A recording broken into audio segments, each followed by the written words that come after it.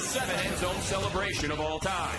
Steve Smith. Steve Smith of the Panthers was very creative with his touchdown celebrations. Now he's doing a little Buccaneer pirate routine in the end zone. I won't deny Steve Smith's had some good ones. He's great at it. With his small stature and big talent, Steve Smith and his end zone celebrations became the face of the Carolina Panthers. If you see this face again, that means I scored often. Steve doing his little Hawaii all-pro dance there at the young. Steve Smith is awesome. I love Steve Smith. I'll take that guy anytime. I think he's fun. Steve Smith has always been one of my favorites. Steve Smith. Carolinas. I don't even remember.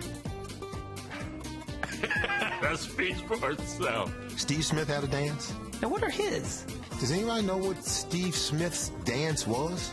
No, I can't. I cannot remember a dance by Steve Smith. Steve, you didn't give us a memorable dance, my friend. To me, it should be a lot higher. I mean, he had moves. Most people have a Steve Smith celebration that brings a smile to their face. The baby with the diaper. Steve Smith just changed the diaper on the football in the end zone. If you've ever wiped a baby's bottom, it is the one thing you would not want to do ever again. It's a chore, it's horrible, it stinks. I got to put this towel away. Sneaky diaper. One of the gutsiest celebrations I've ever seen is Steve Smith jumping into the Soldier Field goalpost. He gets to the pole and he goes, woo, and slides down. It was awesome. It was the best one ever. Bear hugs. The goalposts are stumping. I think it was sliding down the fire pole. Yeah.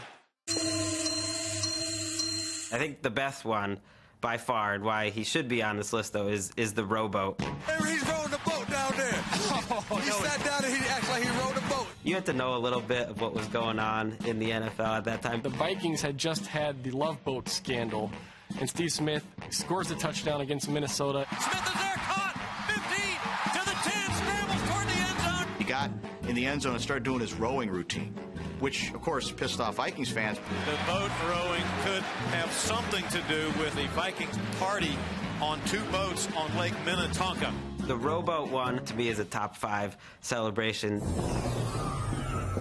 I feel like Steve Smith sort of set the ground for Chad Johnson to come later. Steve Smith was a genius at the end zone celebration. Steve was thinking outside the box. Who's going to think about doing canoeing or sword fight when you do an end zone celebration? It's like one guy is just taking over this 100-yard piece of land out here, and he's just making his own little personal playground out of it. Steve Smith's great.